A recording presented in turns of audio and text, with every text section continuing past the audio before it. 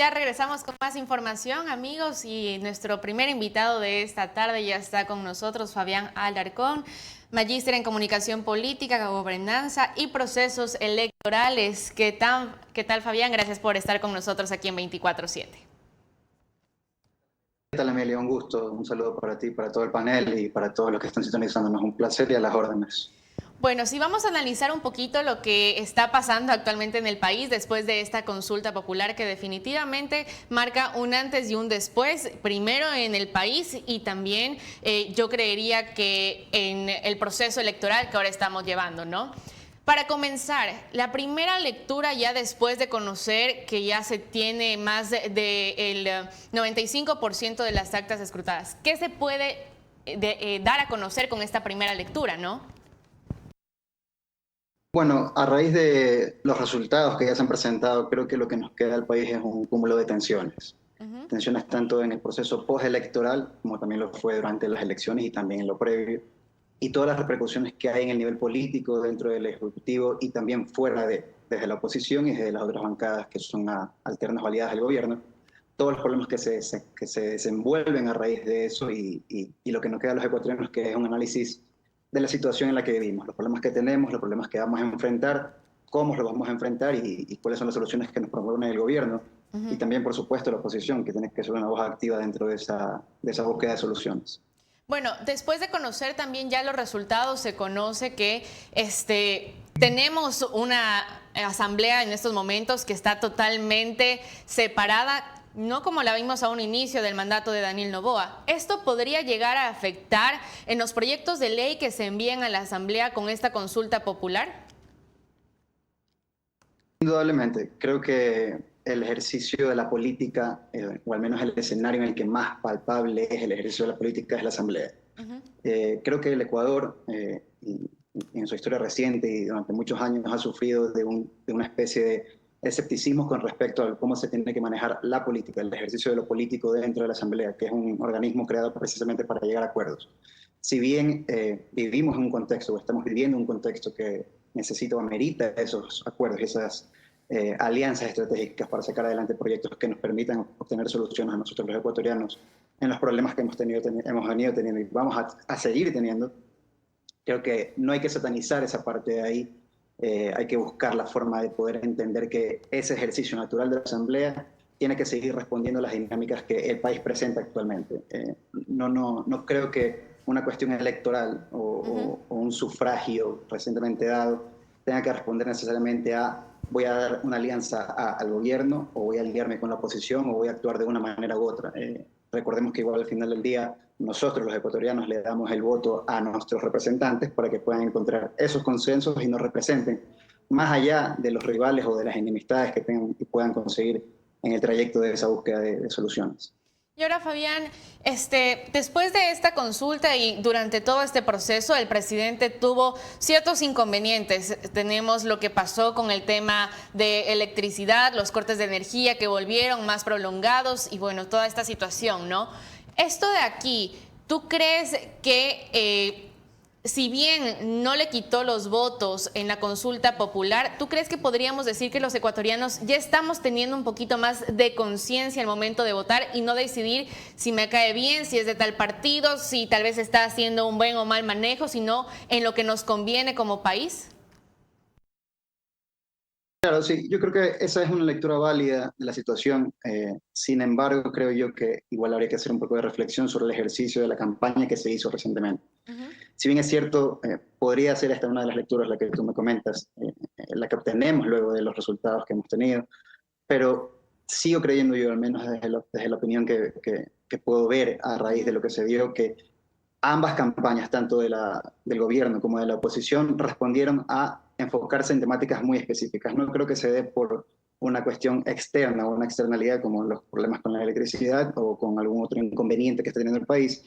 Creo yo que hablar de una madurez a la que hemos llegado como electorado ecuatoriano es apresurado, sintiendo y sabiendo que esas dos campañas que se hicieron, tanto por el sí como por el no, en las preguntas específicas que promulgaron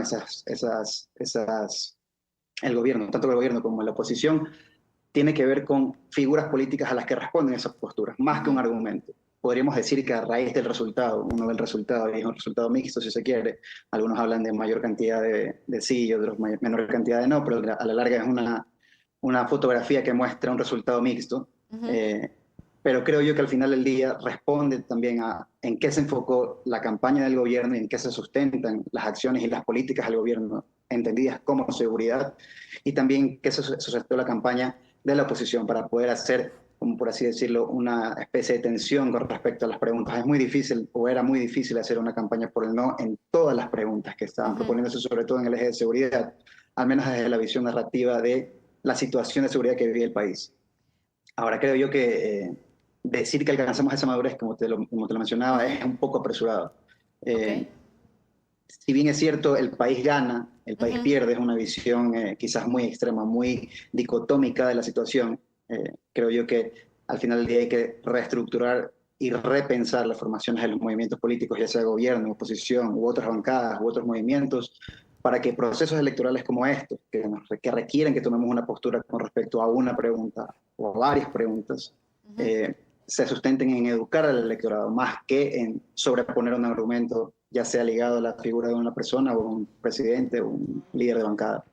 Bueno, y ahora Fabián, después de conocer los resultados de esta consulta popular, el gobierno inició esta semana haciendo cambios en su gabinete.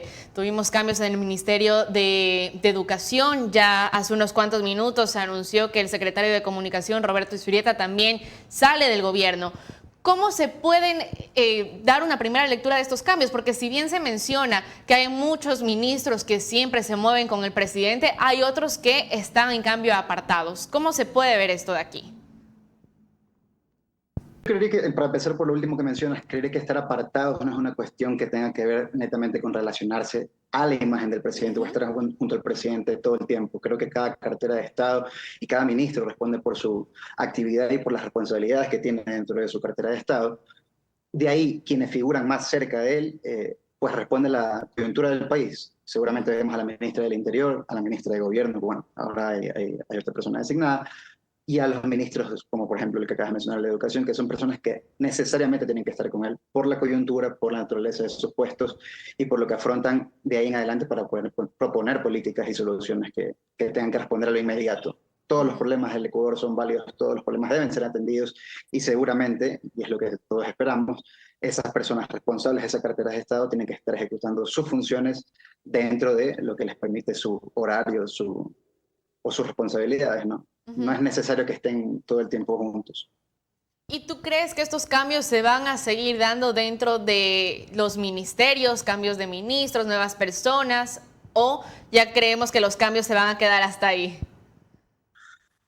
No, bueno, es impredecible poder decir Ujú. qué es lo que sucede allá adentro, pero creo que no habría que verlo de una forma negativa o como algo que hable de una consecuencia a raíz de los resultados de la elección. Quizás lo sea, pero tenemos que recordar que este es un gobierno muy corto y como Ujú. en todo gobierno hay cambios dentro del gabinete ejecutivo. Entonces, estos cambios pueden responder a una lógica que quizás por la forma y por el tiempo en que tienen la duración de este gobierno, tienen que darse a raíz de que también se vienen unos procesos electorales de cara al proceso electoral del presidencial 2025. Entonces, a lo mejor están figurándose nuevos cuadros por ahí, están moviendo gente de un lado para el otro para quizás reasignarlos a otro lado. Creo que no hay por qué verlo de una forma negativa ni tampoco como una consecuencia, como te decía, de lo Ujú. que sucedió con el último proceso electoral. Y hablando justamente de ya las elecciones que tenemos en pocos meses, en 2025, ¿tú crees que con estos resultados y las crisis que está atravesando actualmente el gobierno y el presidente Daniel Noboa, con unos buenos resultados en la consulta popular, pero aún con crisis que afrontar, en esta reelección se podría decir que hasta el momento le podría ir bien? Yo creo que para poder responder esa pregunta hay que terminar de vivir lo que estamos viviendo. O sea, Ujú. no hemos terminado un proceso electoral, estamos pensándolo de cara al futuro y es válido, creo que es muy válido, pero creo que también hay un gran espacio entre el día de hoy y las elecciones que se vienen a futuro para poder entender qué es lo que le resta por hacer. Todo lo que vaya a hacer el gobierno, entiéndase todo el aparato ejecutivo y por supuesto la imagen del presidente, que es muy importante, va a responder a una dinámica de coyuntura, como se lo dijo hace un momento, y también pensando en aras de ver qué es lo que puede suceder en el 2025. Las figuras que estén alrededor del presidente, ya sean ministros, secretarios o figuras públicas pertenecientes al Ejecutivo, pueden también ser reasignadas, como se lo estaba hablando, de acuerdo a la formación. Precisamente el ministro Luque fue reasignado como ministro designado porque quizás se ve en él una capacidad de gestión. Entonces, creo yo que como ecuatorianos deberíamos entender ese tipo de cambios, adaptarnos a un gobierno que está al tiempo del gobierno en el que está viviéndose, porque es un gobierno muy corto, que tiene que también de cara al 2025 pensar en qué es lo que va a ser el futuro. Ganar o perder es una cuestión que puede cambiar de un día para otro. Sí. Hay muchos analistas que pensaban que bastaba con la imagen del presidente para ganar las 11 preguntas. Después, con los resultados y el periódico de lunes, los argumentos y los análisis cambiaron. Eso también es un ejercicio muy, muy común, por así decirlo, en la comunicación política, pero que debería responder a entender que no hay respuestas correctas, que no hay visiones correctas, no hay visiones absolutas, no hay visiones que logren decir o poder determinar qué es lo correcto. Decir que el país ganó o perdió es dejar a un lado el porcentaje que votó por la otra opción, ya sea en la consulta popular o en una elección presidencial. Bueno, y ya para ir cerrando esta entrevista, Fabián, ¿cuál crees que es el siguiente reto que afronta el gobierno? Tenemos una crisis energética, sí es verdad, pero aparte de eso también estamos teniendo problemas en la Asamblea Nacional. ¿Cuál crees que es el siguiente reto que tiene que asumir el presidente en esta ocasión? Yo creo que no solo el presidente, sino todo su equipo debe asumir la postura de entender y responder la coyuntura. Actualmente han reconocido de manera muy válida que hay un problema de energía, que habrán recortes y que seguirán habiendo recortes.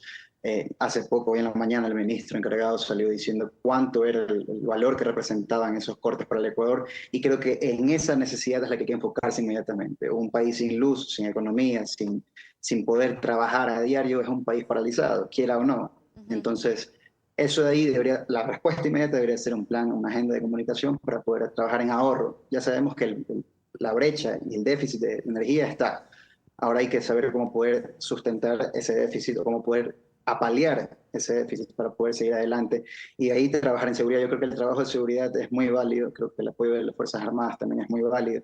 Creo que también es una cuestión de percepción, sin duda alguna. Hay polos en los que se enfoca mucho más la inseguridad sobre otros, depende de cantones, ciudades, regiones. Entonces, el problema o la dinámica de la seguridad es algo que se va a mantener, creo yo, al menos intocable hasta el final del periodo del presidente, sea este en 2025 o se alargue un poco más. Y de ahí responder las coyunturas inmediatas. Ecuador es un país que lastimosamente vive como en una dinámica teatral de todas las cosas que pueden pasar dentro de la política y fuera de ella incluso. Y aún así tenemos externalidades que nos siguen afectando. Pero los desafíos están ahí. Y el ecuatoriano también debe entender que debemos responder o exigir respuestas de un gobierno, más no de una figura específica. No de Bueno, un ministro, no de un secretario, no de un presidente, sino de un gobierno en general. bueno, y ya ahora sí, para ya concluir todo, sabemos que tenemos una consulta popular que ganó, pero muchas veces este proceso se puede extender porque igual tiene que pasar a una asamblea y la asamblea tiene un plazo para aprobarlo. Si la respuesta que tiene el gobierno, si las acciones no son inmediatas, ¿tú crees que podría llegar a haber un conflicto entre los votantes y el gobierno? Más que los votantes del gobierno, creo que la pelota queda en la cancha de la Asamblea. Al menos mediáticamente se ha dejado la pelota en la cancha de ellos. Hay una narrativa muy fuerte con respecto a hacer énfasis en qué es lo que debe hacer la Asamblea a raíz de los resultados de la consulta popular, o como otras personas lo ponen, de la voluntad del pueblo. Entonces hay una presión que sin duda en este momento, en este instante, está del lado no solo de la Asamblea, sino también del ministro de Gobierno, que es el encargado de ser el nexo entre el Ejecutivo y esta función. Entonces hay un desafío que hay que afrontar. Creo yo que la mejor forma de afrontarlo es ser sincero, ser real con respecto a las situaciones que se presentan en la Asamblea, entender que por más que no coincidamos en argumentos, tenemos que encontrar los puentes, porque al final del día yo, tú y el resto de los ecuatorianos le damos el voto a nuestros representantes, sean de la tendencia que sean, para que se peleen por causas que creen justas, más no contra las personas, o para que peleen por causas que entienden son justas para los que representan. En aras de eso, creo yo que ahí debería centrarse el debate. No es como que ahora no estoy peleado contigo y ya no podemos seguir siendo amigos dentro de la Asamblea. Creo que va más allá de eso, trasciende eso, y creo que el electorado quiere ser escuchado. Quiere ser escuchado, por supuesto, por quienes lo representan y quieren que su voz se haga valer. Es lo más importante de todo, creo yo.